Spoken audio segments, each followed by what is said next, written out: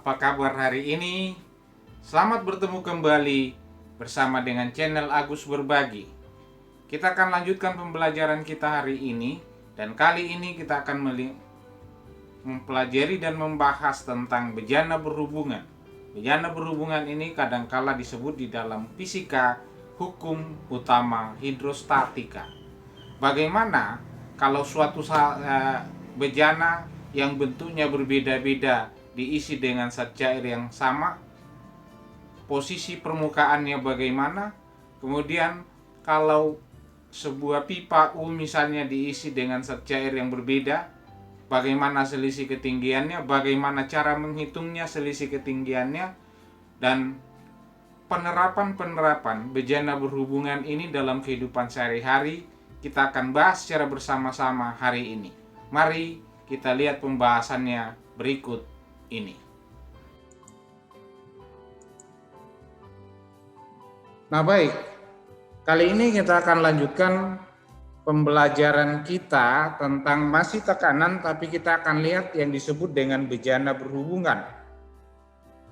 Dalam fisika, kalau kita berbicara tentang bejana berhubungan, maka ada satu hukum yang kita akan temukan, itu yang disebut dengan hukum utama hidrostatika. Apa yang disampaikan oleh hukum ini? Kita akan lihat. Bejana berhubungan digambarkan seperti ini. Ada 4 wadah yang bentuknya berbeda-beda ini, tetapi di bawahnya itu saling terhubung dengan satu dengan yang lainnya, seperti pada gambar ini. Jika pada bejana ini diisikan zat cair yang sama, ya, saya ulangi, jika pada bejana ini diisikan zat cair yang sama, maka nanti permukaannya itu akan berada pada posisi yang sama. Jadi tinggi permukaannya sama semua. Berarti tidak dipengaruhi oleh bentuk wadah ini kalau diisi zat cair. Nah, ini konsep ini berlaku apabila zat yang diisikan, zat cair yang diisikan itu jenisnya sama, hanya satu jenis. Kalau ini nanti diisi 2 zat cair, tentu yang berbeda jenisnya, maka permukaan ini tidak akan sama. Ini konsep. Ya.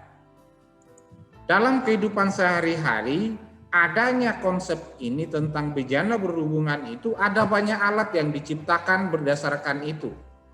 Di rumah ini tentu ada kan? Fontana ada di rumah nggak ini? Ada. Kira-kira kamu berpikir nggak? Kalau diisi penuh tidak ada air yang tumpah di sini, ya. Kalau kita tuang, air tidak keluar dari sini tapi keluar di sini. Ya kan? Diisi penuh tidak tumpah sepanjang batasnya ini. Tidak ada yang tumpah, tapi kalau kita tuang tidak ada air yang keluar dari tutupnya ini tapi dia lewat sini. Konsep ini pembuatan alat ini dibuat berdasarkan konsep ini. Jadi kalau permukaan air sampai ke sini, maka di sini juga sampai ke sini. Ya. Ini dalam kehidupan sehari-hari bejana berhubungan ini digunakan. Nah, ada lagi pemanfaatan yang paling jadul ini, tukang bangunan. Ini selang transparan berwarna putih diisi air. Tetapi karena tukang bangunan itu dia mau mengukur bagaimana ratanya dari sudut sini ke sudut sini sementara tempatnya itu miring. Ya. Miring, jadi tidak bisa diukur. Oh, ini tingginya dari sini berapa tingginya. Kalau ini diukur di sini tingginya sama dengan ini nanti begini loh. Ya, supaya di atasnya ini benar-benar rata, maka selang ini akan diisi air, kemudian dipasang seperti ini. Permukaan selang di sini, ya, sama tingginya dengan permukaan selang di sini. Ini konsep ini. Tukang bangunan. Jadi kalau tukang bangunan itu dia mau samakan yang misalnya di sudut sana dengan sudut sini, dia pakai selang itu. Nah, ini yang paling jadul pemanfaatannya dalam kehidupan sehari-hari. Nah, kita lanjut sebenarnya. Nah, hukum utama hidrostatika itu mengatakan begini. Tekanan hidrostatis pada setiap titik yang berada di kedalaman yang sama dalam keadaan seimbang adalah sama. Nah, tadi itu yang bejana yang saya gambarkan. Sama dengan selang yang jadul tadi itu, tekanannya pada titik permukaan sebelah sana dengan sebelah kiri itu sama menurut hukum utama hidrostatis. Nah, sekarang bagaimana kalau ini bejana berhubungan ini diisi oleh zat cair yang berbeda? Tadi saya katakan bahwa hukum utama hidrostatika itu tidak berlaku jika bejana itu diisi oleh zat cair yang berbeda jenisnya. Contoh, gambar ini suatu bejana berhubungan yang saya diisi oleh zat cair yang berbeda. Zat cair yang pertama adalah air dan zat cair yang kedua adalah minyak. Ada yang tahu kenapa air tidak bisa bercampur dengan minyak? Ayo, siapa yang tahu? Mengapa air ini tidak bisa bercampur dengan minyak? Karena massa jenisnya berbeda. Siapa itu ya? Siapa? Birgita. Siapa? Ya? Birgita. Birgita, iya mantap. Kenapa dia tidak bisa bercampur? Karena massa jenisnya berbeda. Nah, sekarang ini beda. Ingat, sekali lagi saya katakan, hukum utama hidrostatik atau hukum bejana berhubungan tidak berlaku jika diisi oleh zat cair yang berbeda. Nah, sekarang ini ternyata ini adalah kesetimbangannya, permukaan zat cairnya yang sama. Ada selisih toh? Nah, selisihnya ini antara ini dengan ini itu disebut dengan ketinggian zat cair. Nah, sekarang juga ini ada selisih antara ini. Nah, ini H1. Maka ini berlaku persamaan nanti kalau kita gunakan, lihat, tekanan di titik A, ya, ketika kita belajar tekanan hidrostatis, ini kan zat cair. Tekanan di titik A harus sama dengan tekanan di titik B. Jadi PAB harus sama dengan PB. PA sama dengan PB. Nah, sekarang kalau tekanan di titik A, kalau kita menggunakan tekanan hidrostatis kan itu tekanan hidrostatis sama dengan rho GH. Ya.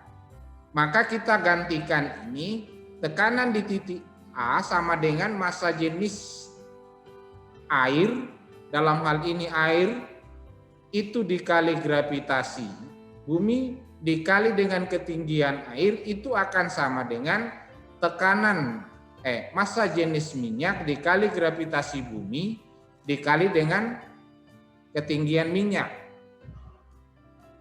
Nah, ini berlaku ini kalau seperti ini.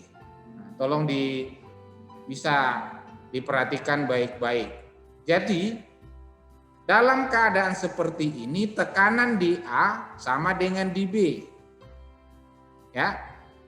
Nah, karena ini berbeda massa jenisnya, maka massa jenis zat yang tidak diketahui dalam bejana ini bisa dihitung dengan persamaan ini. Ya.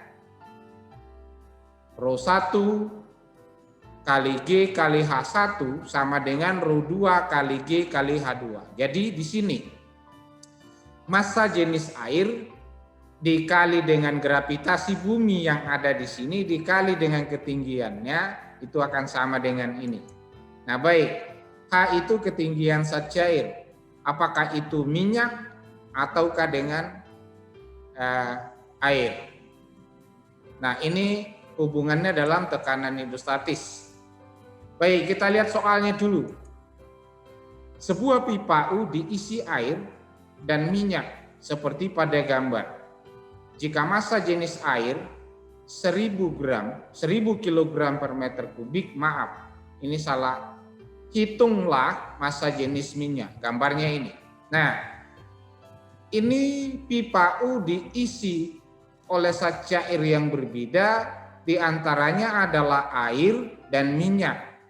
Dengan memperlihatkan seperti ini, ketinggian air 6 cm, ketinggian minyak 10 cm. Kemudian massa jenis air diketahui. Yang ditanya berapa massa jenis minyak ini? Penyelesaiannya gini. Kita ketahui ketinggian air 6 cm, ketinggian minyak 10 cm. Massa jenis air 1000 kg per meter kubik. Berapakah massa jenis minyak ini? Kita selesaikan ini. Rho 1 H1 sama dengan Rho 2 H2. Kenapa G-nya kita tidak gunakan? Kenapa gravitasinya kita tidak gunakan? Ada yang tahu?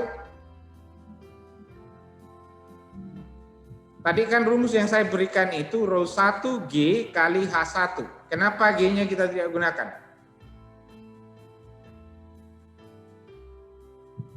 Siapa yang tahu? Kenapa G-nya kita tidak gunakan? Halo?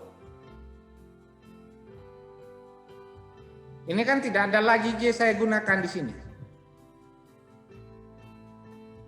Ada yang tahu ini? Kenapa G-nya hilang? Birgita? Fontana? Maria? Leonel?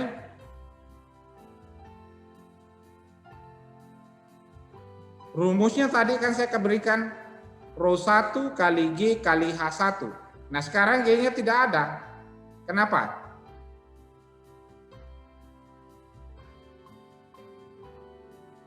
Halo? Itu tadi, maaf ya, perhatikan.